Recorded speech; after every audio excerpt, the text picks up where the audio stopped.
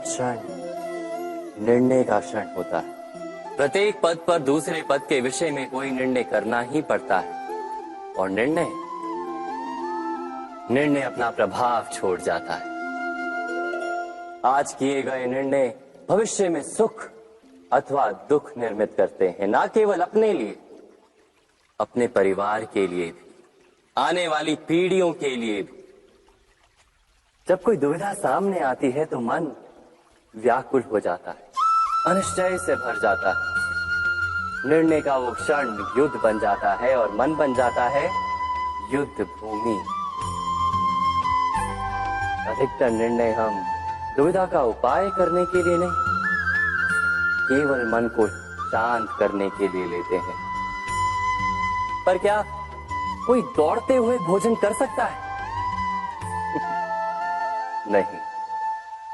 तो क्या युद्ध से जूझता हुआ मन कोई योग्य निर्णय ले पाएगा? वास्तव में शांत मन से जब कोई निर्णय करता है तो अपने लिए सुखद भविष्य बनाता है, किंतु अपने मन को शांत करने के लिए जब कोई निर्णय करता है तो वो व्यक्ति भविष्य में अपने लिए कांटों भरा वृक्ष लगाता है। स्वयं विचार कीजिएगा।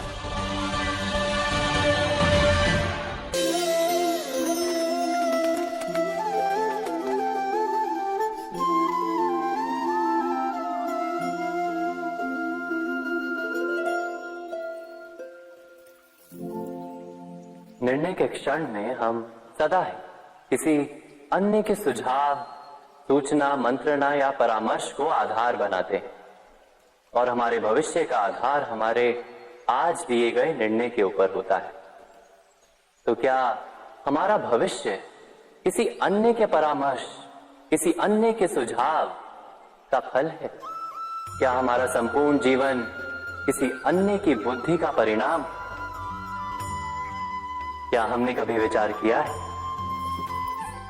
सबका अनुभव है कि भिन्न भिन्न लोग एक ही स्थिति में भिन्न भिन्न परामर्श देते हैं। मंदिर में खड़ा भक्त कहता है कि दान करना चाहिए और चोर कहता है यदि अवसर मिले तो इस मूर्ति के श्रृंगार चुरा। धर्म से भरा हृदय धर्ममय सुझाव देता है और अधर्म से भरा हृदय अधर्म का परामर्श देता है। धर्ममय सुझाव का स्वीकार ही मनुष्य को सुख की ओर ले जाता है, किंतु ऐसे परामर्श का स्वीकार करना तभी संभव होता है जब हृदय में धर्म हो।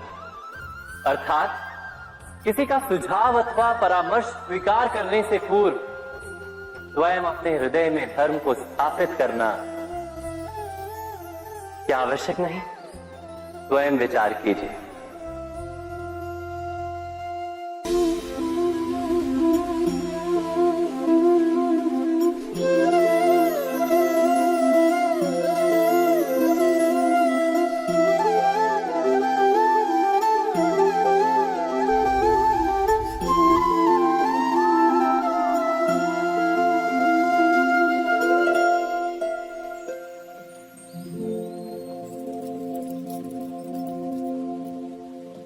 भविष्य के आधार पर सब आज का निर्णय लेना चाहते हैं।